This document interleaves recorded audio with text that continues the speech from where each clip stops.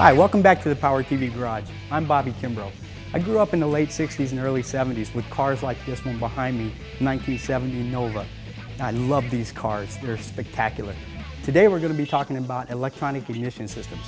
I know what you're thinking, these old cars sometimes were hard to start. They were very cold-blooded. You'd have to crank and crank and crank away to step on the gas pedal and try to find the right combination. A big smile would come across your face and you could drive away. That's old technology, it's out the window, it's been gone for a long time. And in 2008, MSD, one of the pioneers in electronic ignition technology, is releasing their next generation of 6AL series, the 6AL2. MSD has been making ignition boxes since the 1970s, and the MSD 6AL has been the most popular ignition box in the world. Now MSD has released a new MSD 6AL2. This is the latest and greatest from MSD and has some big-time improvements over the existing 6AL. The 6AL2 combines a brand new housing, new digital circuitry, and more power in a sleek package. You will still receive the multiple sparks like the original box, but now with a higher output to ensure complete combustion. Another upgrade is the RPM and two-step rev control built into the housing. Adjustments are now made via 4 rotary dials for 100 RPM increment control. It is activated by a switch that you can mount inside the car.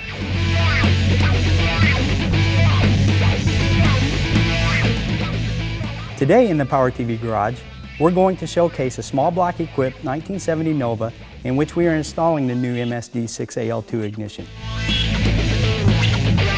The 6AL2 is a universal ignition for different types of engines like 4, 6, or 8 cylinders like our small block Chevy. It allows you to set the RPMs for the two-step rev limiter, as well as the adjustment of the spark advance and retard. The ignition box comes complete with shock mounts that can be installed anywhere. This 6AL2 will go on the Nova passenger side firewall. The shock mounts will limit engine vibration and provide a cushion to prevent any damage to the internal components.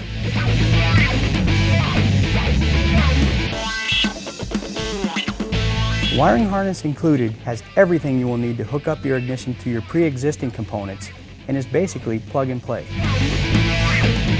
The last step after mounting the MSD box is to wire the two-step rev limiter to a switch inside the car. This will give the driver easy access and allow the two-step rev limiter to be activated on demand. Now that we've wrapped up the installation, we're ready to hit the road.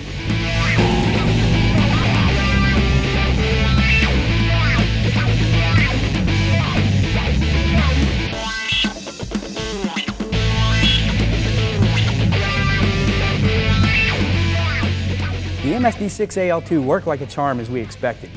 Now we're off to test the rev limiter and two-step functions.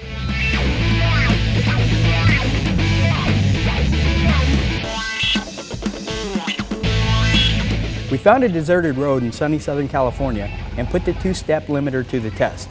We originally set the rev limiter at 3,000 RPM just to take it easy on our first try. Once the two-step was activated, we put the pedal to the floor and the engine stayed right at the 3,000 RPM range. We made sure to make one more two-step test at the 4,000 RPM range after adjusting the rev limiter one last time.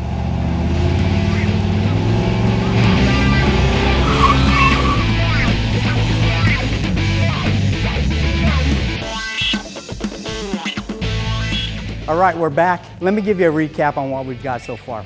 We've installed the MSD 6AL2 box. The installation was very easy, straightforward. The instructions were printed right on the back of the box. We took it out on the road and this box performed exceptionally. From the moment we started up, I could tell a noticeable difference. The idle was very steady and smooth. It fired up right away. Then we took it out into the street. What I noticed was we had a lot less energy draw, so that gave us a lot more oomph. The two-step was really cool to work with. You could actually hold the two-step up, step on it. It would not go above 3,500 where I had the RPMs, and you let it go and it'll take off and hook up down the track just perfect. I took it out, I loved it, I drove through the hills, and I have a smile on my face.